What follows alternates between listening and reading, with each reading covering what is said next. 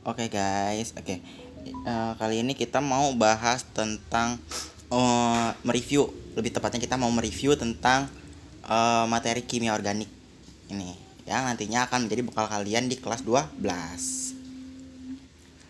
Oke, kali ini kita mau mulai di basic knowledge of organic chemistry.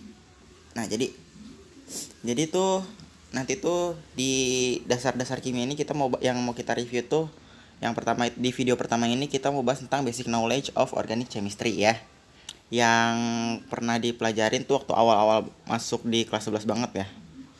Nah, terus nanti yang video keduanya tuh kita mau bahas tentang apa aja sih yang bisa dibahas di pelajaran kimia organik, kayak misalkan gugus fungsinya tuh ada apa aja, terus isomernya tuh apa aja, sifat fisikanya gimana, reaksi kimianya gimana, terus tata nama dasarnya gimana, dan lain-lainnya.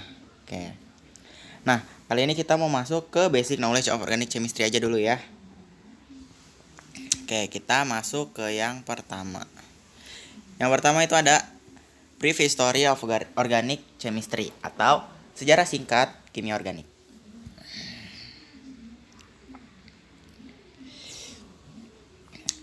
Jadi kimia organik itu awalnya bermula di tahun 1780.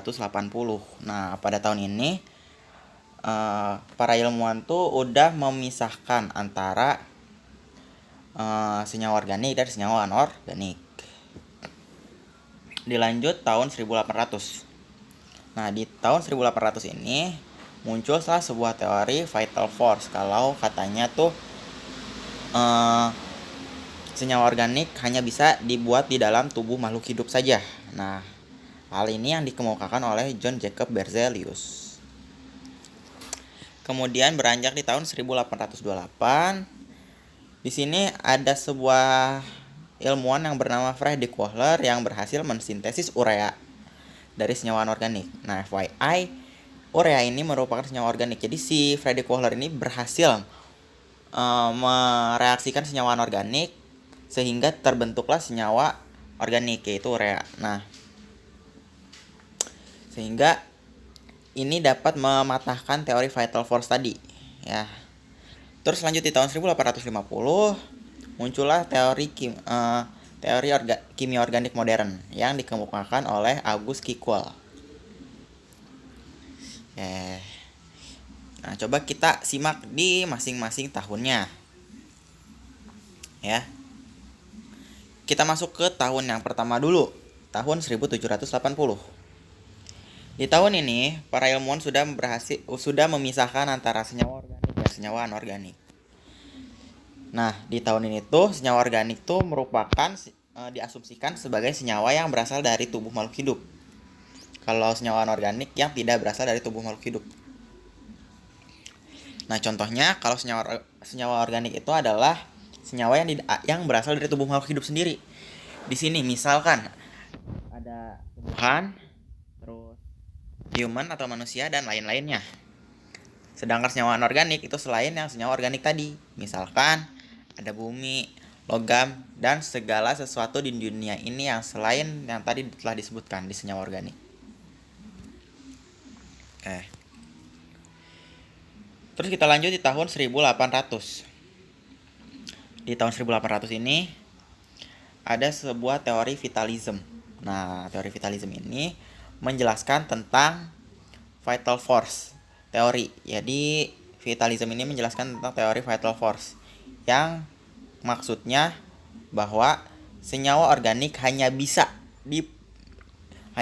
dibentuk di dalam tubuh makhluk hidup karena adanya kekuatan kehidupan atau vital force ini ya, yang dikemukakan oleh John Jacob Berzelius.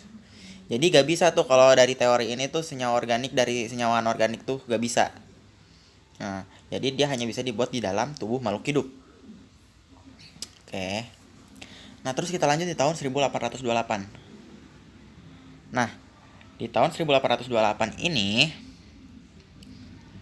ada seorang tokoh bernama Friedrich Kohler ya. Dia berhasil mensintesis urea. Nah, urea ini merupakan senyawa organik ya. Jadi dia tuh pertamanya dia mereaksikan NH4CN atau amonium cyanat dengan AgOCN atau peraktiosianat ya, menghasilkan NH4OCN, amonium tiosianat dan AgCl ya. Nah, lalu saat produk ini sudah terbentuk itu, dia tidak mematikan penangasnya. Nah, dia biarkan si larutan yang sudah terbentuk tadi itu dipanaskan. Nah, sehingga si larutan NH4OCN-nya itu dia akan berubah menjadi urea. Nah, urea ini strukturnya kayak gini. Nah, dia tuh struktur senyawa organik. Nah, jadi si Frederick Kohler ini juga dia di sejak penemuannya ini dia disebut sebagai the father of organic chemistry ya.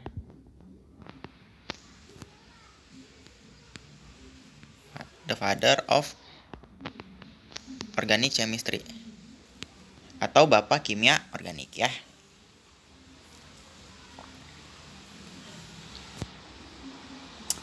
Oke, terus kita lanjut di tahun 1800 ya. Di tahun 1850.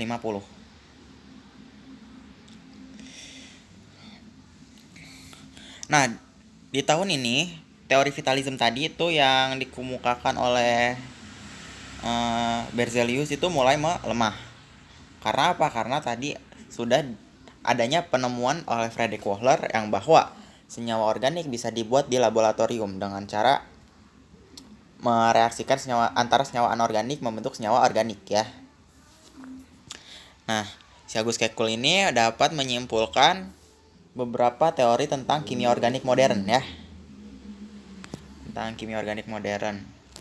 Nah, yang pertama itu ada bahwa kimia organik adalah studi yang mempelajari tentang molekul senyawa yang mengandung karbon ya. Terus yang kedua, sifat dari senyawa organik itu merupakan hasil dari ikatan kovalen antar molekulnya. Terus yang ketiga, mempelajari senyawa hidrokarbon. Nah, senyawa organik ini adalah senyawa yang terbentuk antara karbon dan hidrogen, penyusun utamanya. Ya. Nah, dan senyawa turunannya. Nah, turunannya itu maksudnya apa? Senyawa turunannya itu jadi senyawa hidrokarbon ya, antara karbon dan hidrogen. Nah, dia tuh ketempelan unsur lain, atom lain gitu secara kovalen ya. Itu namanya senyawa turunannya. Oke. Nah, terus di sini kita bisa bandingkan apa itu perbedaan antara sejarah dan modern antara kimia organik dan senyawa organik. Nah, sekarang kita mau bahas tentang senyawa organik dulu. Nah, kalau versi sejarahnya, senyawa organik merupakan senyawa yang berasal dari makhluk hidup atau living organism. Sedangkan senyawa secara versi modernnya, senyawa organik merupakan senyawa yang mengandung atom karbon. Nah, tapi gak semua atom karbon itu senyawa organik ya. Ada beberapa senyawa yang mengandung atom karbon, tapi dia bukan senyawa organik. Contohnya adalah beberapa senyawa berikut nih. Nah, kalau dilihat mereka ini mengandung atom karbon, tapi bukan senyawa organik. Ya. Nah, bisa dibaca. Terus sekarang kita bisa lihat di kimia organik versi sejarah dan modernnya gimana. Nah,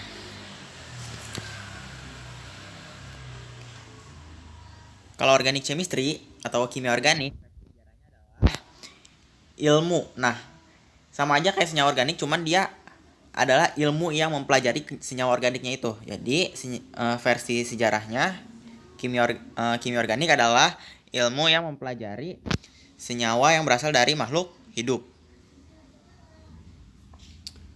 Nah, terus versi modernnya sama, dia kayak ilmu yang mempelajari kimia organik, jadi ilmu yang mempelajari senyawa yang mengandung atom karbon ya, senyawa organik tadi.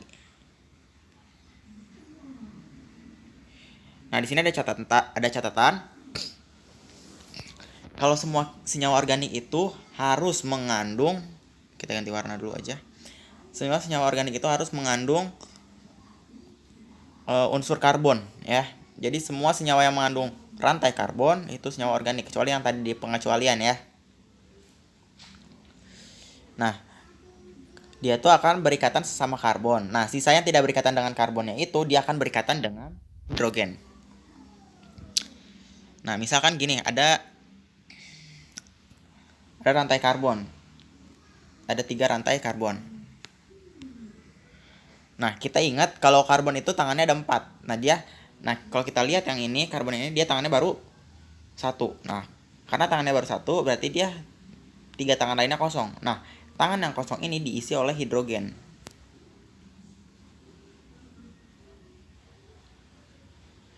Ya. Nah, terus yang ini, dia 2 tangannya mengikat karbon. Nah, berarti sisanya ada 2 tangan lagi. Nah, 2 tangannya ini mengikat hidrogen. Ya. Nah, ini juga sama. Dia kan karena mengikat 1 karbon yang lain, berarti 3 tangan lainnya mengikat hidrogen. Nah, ini yang dimaksud senyawa hidrokarbon, senyawa antara karbon dan hidrogen. Atau rantai karbon ya. Oke. Tetapi banyak juga senyawa hidrokarbon yang bukan hanya C dan H saja, tapi dia ketempelan unsur-unsur yang lainnya. Nah, unsur-unsur tersebut disebut turunannya, misal. Nah, turunannya ini atau derivatifnya ini, ya kita tulis di sini. Derivatif itu adalah senyawa hidrokarbon yang ketempelan atom lain ya. Contohnya ada S, O, N, P sama senyawa X. Nah, X ini ada yang tahu apa? Nah, X ini adalah senyawa halida ya. Senyawa halida ini adalah golongan 7A. Apa aja golongan 7A? F, Cl, Br, dan I ya. Nah, senyawa-senyawa yang ketempelan unsur-unsur ini, senyawa organik yang ketempelan unsur-unsur ini, dia disebut senyawa turunan hidrokarbon ya. Oke. Sampai sini paham?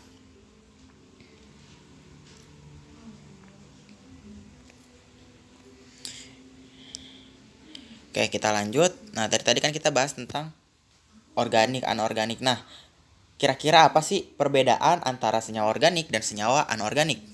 Ya. Oke, sekarang kita bahas satu-satu perbedaan antara senyawa organik dan senyawa anorganik. Nah, di sini dibuat tabel ya. Senyawa organik dan senyawa anorganik. Kalau senyawa organik, dia senyawa yang berikatan kovalen. Berikatan kovalen ya. Kalau senyawa anorganik, dia berikatan ionik ya. Nah, terus kita tinjau tadi kan kita tinjau dari ikatannya ya. Nah, oh iya. Diingat lagi kalau senyawa kovalen itu senyawa yang saling penggunaan elektron bersama yang terbentuk antara non-logam dan non-logam. Kalau senyawa ionik, senyawa yang berikatan secara serah terima elektron dan terbentuk dari senyawa logam dan non-logam. Nah, kalau itu berdasarkan ikatannya. Sekarang kita tinjau berdasarkan titik didih dan titik lelehnya. Nah, senyawa organik dia memiliki titik didih yang rendah dan titik leleh yang rendah juga. Kalau senyawa anorganik dia memiliki titik didih yang tinggi dan titik leleh yang tinggi. Nah, di sini tuh kalau senyawa organik dia titik didihnya kurang dari 350, titik lelehnya juga kurang dari 350. Sedangkan senyawa anorganik dia titik didihnya dan titik lelehnya di atas 350 derajat Celcius. Nah, titik didih ini merupakan suhu di mana larutan ini mulai mendidih. Sedangkan titik leleh itu titik di mana larutan suatu senyawa mulai meleleh. Oke. Nah, terus kita bahas tentang kelarutannya. Nah, senyawa organik ini, prinsip kelarutan ini itu berdasarkan like dissolve like atau larut pada pelarut yang sama. Jadi misalkan dia larutan yang bersifat polar akan larut pada larutan polar. Larutan nonpolar akan larut pada larutan nonpolar juga. Nah, di sini biasanya dia dikaitkan dengan kelarutan dalam air. Kenapa? Karena air merupakan pelarut yang universal. Nah, senyawa organik dia itu kelarutannya rendah dalam air. Kenapa? Karena senyawa organik itu merupakan senyawa yang polar. Senyawa non polar. Sedangkan air itu senyawa yang polar. Nah, tapi dia kelarutannya tinggi dalam senyawa non polar karena non polar dengan non polar. Jadi dia larut. Nah, kalau senyawa anorganik dia kelarutan dalam airnya tinggi. Ya, karena sama-sama polar. Tapi dia kelarutannya rendah dalam senyawa non-polar, pelarut non-polar ya. Oke, terus senyawa organik itu bersifat flammable atau mudah terbakar dan senyawa anorganik tidak mudah terbakar. Tapi senyawa anorganik itu dia bersifat menghantarkan listrik ya. Sedangkan senyawa anorganik dia tidak menghantarkan listrik. Nah, kenapa dia bisa menghantarkan listrik senyawa anorganik? Karena dia tadi kembali lagi ke ikatannya, dia melakukan serah terima elektron.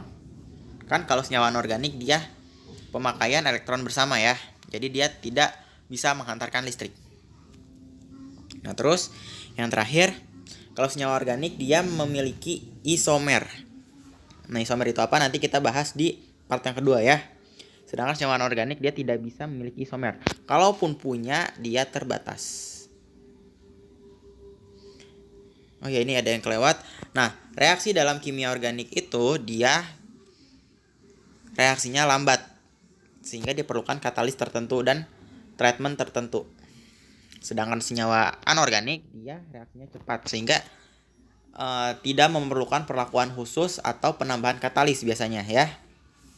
Nah, itu perbedaan antara senyawa organik dan anorganik. Oke, terus kita lanjut ke keunikan atom karbon. Nah, kenapa kita bahas keunikan atom karbon? Karena di senyawa organik itu penyusun utamanya adalah karbon. Oke, makanya kita bahas tentang si karbon-karbonnya ini. Nah, keunikan yang pertama itu atom karbon bisa berikatan single bond, double bond, atau triple bond. Nah, terus keunikan yang kedua dia bisa membentuk rantai tertutup atau rantai terbuka. Nah, di rantai terbuka ini baik yang rantai lurus atau yang bercabang. Nah, contohnya di belakang ya, nanti kita lihat. Nah, dia juga bisa berikatan dengan atom-atom yang lain. Di sini misalkan ada senyawa halida kayak yang turunannya tadi ya, berikatan dengan atom yang lain tuh. Jadi dia dapat membentuk senyawa turunannya. Jadi dia bisa berikatan sama atom-atom lain. Di sini misalkan ada halida, oksigen, nitrogen, sulfur, dan lain-lainnya yang tadi udah dibahas ya. Nah, kira-kira penyebabnya itu apa? Nah, penyebabnya ini dia memiliki kemampuan katenansi ya. Jadi sebuah kemampuan karbon yang berikatan kuat secara kovalen dengan karbon-karbon yang lain atau atom-atom turunannya tadi secara kuat dan berbagai ukuran dan tidak terhingga, baik dia yang rantainya lurus atau bercabang atau yang siklik ya, rantai tertutup. Oke, kita lihat contohnya.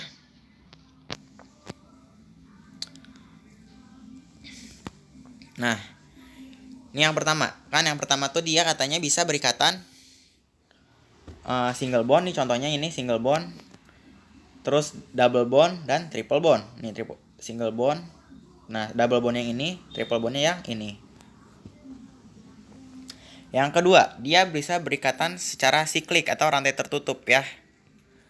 Nah, dia juga bisa dengan rantai lurus. Nah, rantai lurusnya dia dibagi dua lagi. Ada yang lurus dan bercabang. Nih, ini lurus kan? Terus ada cabangnya di sini. Nah, ini yang namanya bercabang. Terus dia juga bisa berikatan dengan substituen yang lainnya atau atom yang lainnya. Contohnya di sini ada alkil halida, alkohol, amina, dan tiol. Dan tiol ya. Nah, terus lanjut kita ke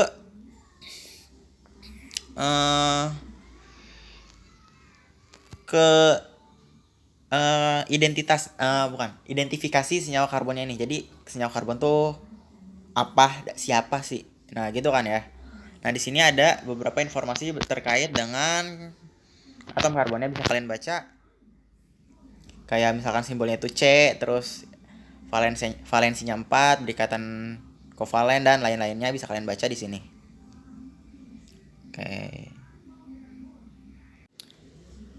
Oke, kita lanjut ke hibridisasi atom karbon yang tadi tuh ya. Nah,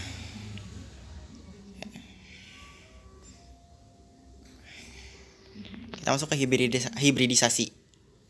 Kita pindahin dulu. Nah, ada yang masih ingat apa itu hibridisasi?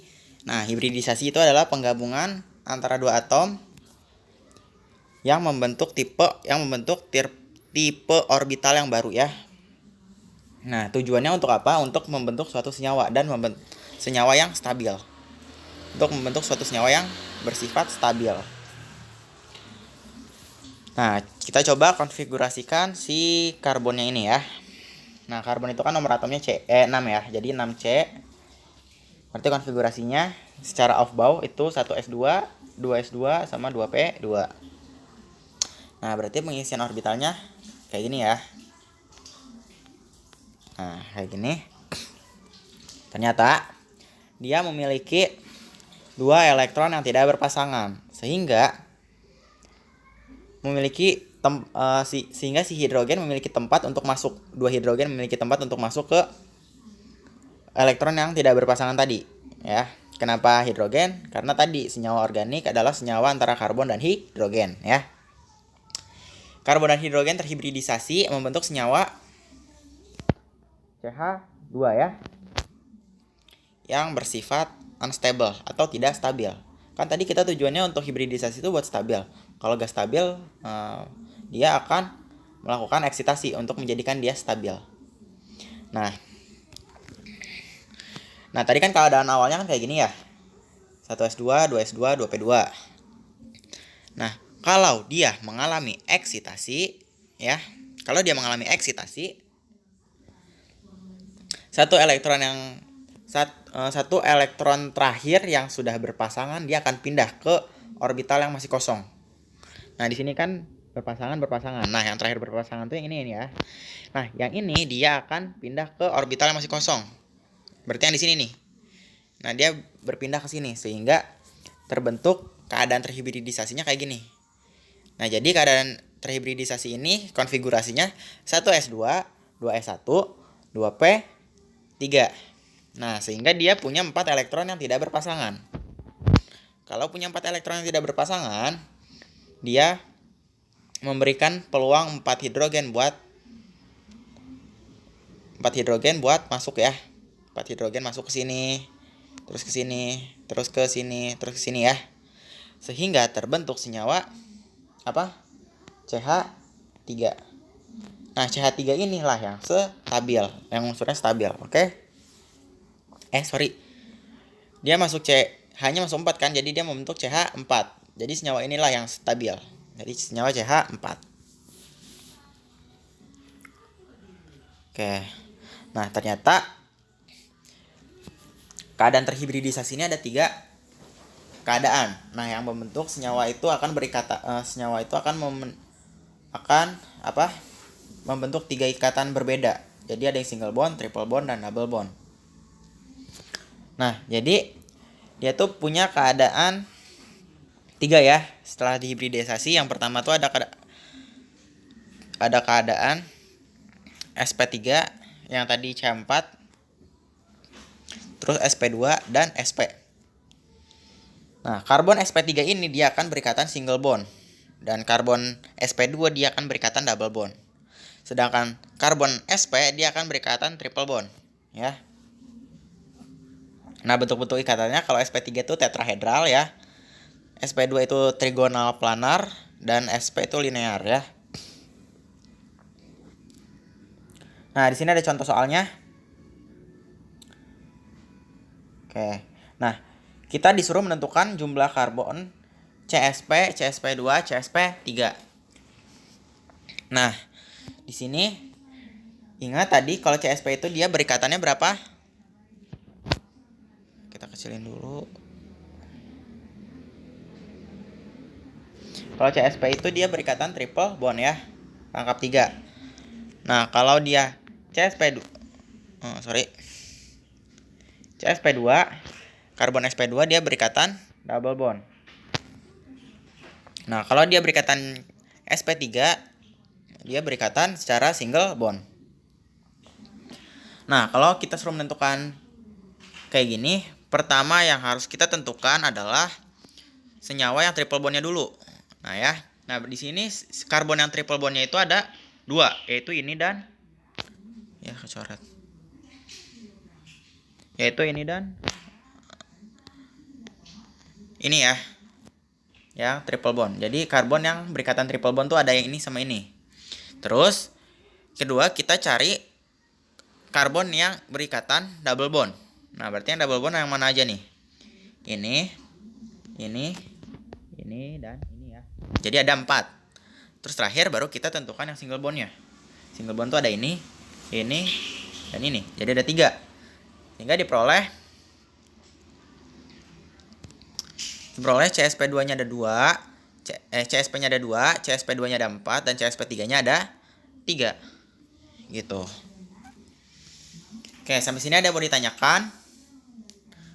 Kalau tidak ada, kita lanjut. Kalau ada yang mau ditanyakan, silahkan tulis di kolom komentar.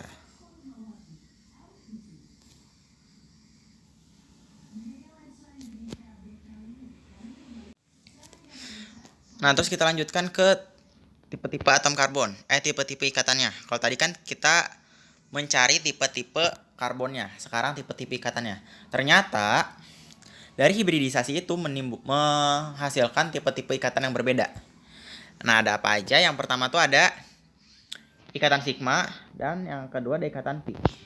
Nah, ikatan sigma itu adalah ikatan yang pertama kali terbentuk antara senyawa karbon. Jadi dia itu adalah ikatan yang paling kuat, sehingga saat direaksikan pun dia akan sulit untuk diputus ikatannya. Nah, ini biasanya dia tuh dimiliki oleh ikatan yang single bond atau ikatan rangkap 1 ya. Sedangkan ikatan pi bond itu ikatan kedua atau ikatan yang ketiga yang terbentuk. Nah, dia tuh jadi ikatannya tuh lebih lemah daripada ikatan sigma. Sehingga dia saat direaksikan dia akan mudah diputus. Nah, di sini tuh ada ikatan rangkapnya tuh double bond dan triple bond. Jadi ikatan double bond dan triple bond itu memiliki ikatan pi. Nah, di sini tuh ada kesimpulan. Jadi kalau ikatan single bond itu memiliki satu ikatan sigma. Kalau double bond dia memiliki satu ikatan sigma dan satu ikatan pi. Terus kalau triple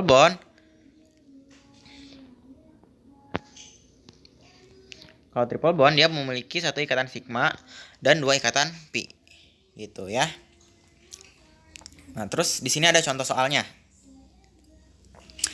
Kita disuruh menentukan berapa ikatan pi dan berapa ikatan sigma dalam suatu struktur senyawa organik. Nah, di sini ada struktur kayak gini. Nah, apa ya ini ya? Nah, langkah yang pertama ini kita menentukan ikatan sigmanya dulu. Ya. Ikatan sigma. Nah, ikatan sigma ini ikatan yang pasti dimiliki oleh semua ikatan karena dia ikatannya single, ya. Ingat dia single. Nah, sedangkan kalau ikatan pi dia itu antara double bond atau triple bond. Ya gak? Nah, pertama kita tentukan ikatan sigmanya dulu, yang paling mudah, ikatan rangkap 1. Nah, berarti semua ikatan rangkapnya kita tandain sama ikatan pi. Nah, ini tandain.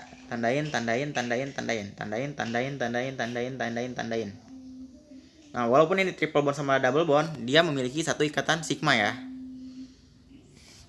Nah, terus berarti sisa ikatannya jadi ikatan apa? Jadi ikatan pi. Berarti di sini yang triple bond karena satunya udah dipakai sigma, 2 laginya ikatan pi ya. Terus yang ini, double bond ini. Karena satunya udah jadi ikatan sigma, berarti satu laginya ikatan pi.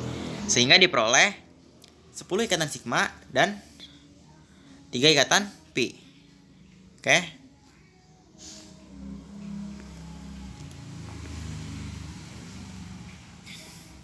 Nah, sekarang tipe-tipe atom karbon lagi. Nah, kalau yang tadi hibridisasi itu tipe karbon berdasarkan hibridisasinya. Kalau yang ini tipe karbon berdasarkan jumlah karbon lain yang terikat secara langsung. Ada apa aja? Di sini ada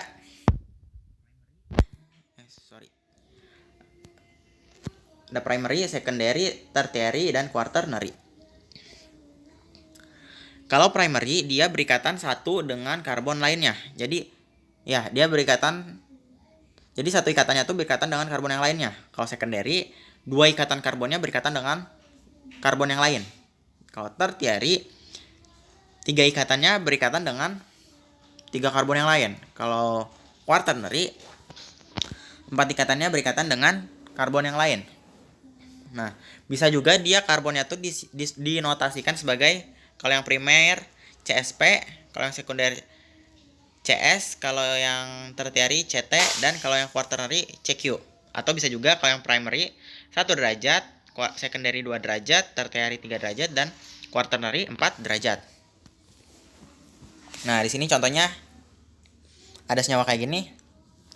Nah, di sini berarti senyawa yang pink itu dia ada di ujung. Kalau ada di ujung dia udah pasti karbon primer karena hanya mengikat satu karbon tetangganya. Terus yang warna oranye di sini dia mengikat dua karbon yang lainnya, berarti dia senyawa karbon yang secondary. Nah, kalau yang warna hijau ini ya karbon tertiary karena dia mengikat tiga karbon yang lainnya. Kalau yang warna biru dia mengikat 4 karbon yang lainnya, berarti dia karbon quaternary. Nah, gimana kalau dia ikatannya rangkap? Nah, kalau ikatan rangkap sama aja ya. Prinsipnya kalau dia berikatan dengan karbon yang lainnya, berikatan satu dengan karbon yang lainnya, misalkan kayak gini, sama kayak gini nih ya, C double bond C. Nah, kalau kayak gini gimana? Kan dua ikatan dia itu mengikat satu karbon yang sama. Nah, kalau dia mengikat satu jenis karbon yang sama, berarti dia masuknya ke primer. Oke, paham? Nah, misal kalau ada lagi kayak gini nih, C bond, terus dia salah. Terus dia C lagi di sini. Nah, berarti karbon yang di sini tuh karbon apa? Secondary, karena dua ikatan ini kan mengikat satu karbon yang sama. Nah, berarti dianggapnya satu. Nah, kalau ini kan mengikat lagi satu, berarti dia jadi yang kedua. Jadi dia punya dua ikatan apa? Punya dua ikatan dengan karbon yang lain, berarti dia senyawanya secondary karbon. Oke, paham sampai sini? Terus kalau yang kayak gini nih,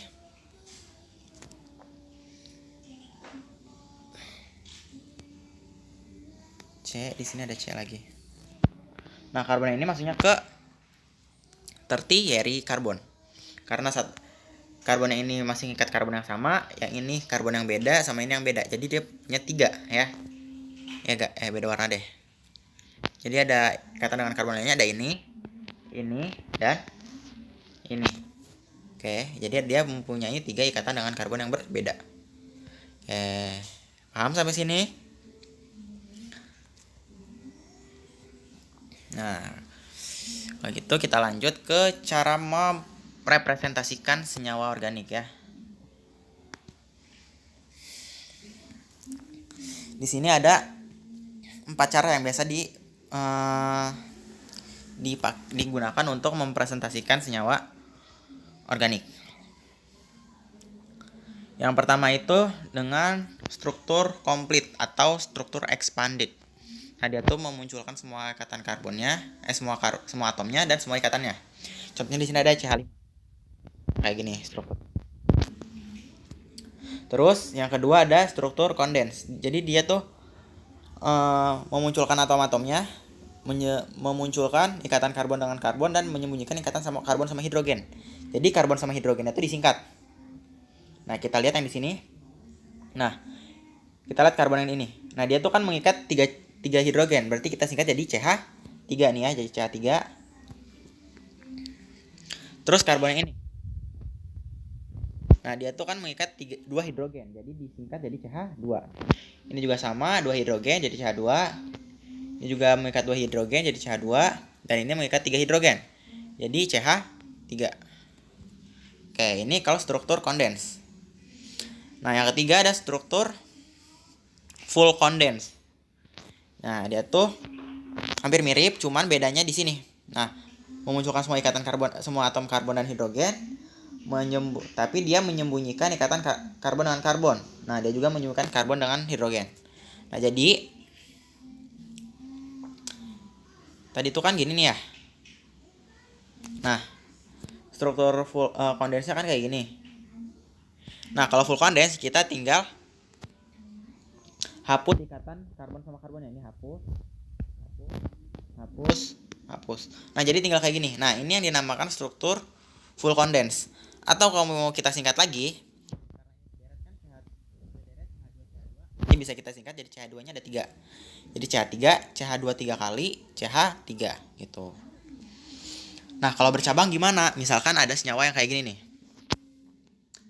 CH3, CH, CH3 ya. Ini CH3. Nah, pertama kita bikin struktur rantai utamanya dulu. Berarti di sini ya. CH3, CH sama CH3 kan ya. Nah, dia kan ada cabang di sini di karbon yang kedua nih ya. Nah, cabangnya kita tulis ini di sebelah yang karbon yang ini, cuman di dalam kurung CH3. Nah, gitu. CH3-nya karena ada satu, ya udah kita tulis CH3-nya aja. Atau bisa juga karena dia bercabang, berarti cabangnya tulis aja cabang di sini jadi CH3. Nah, gitu. Oke.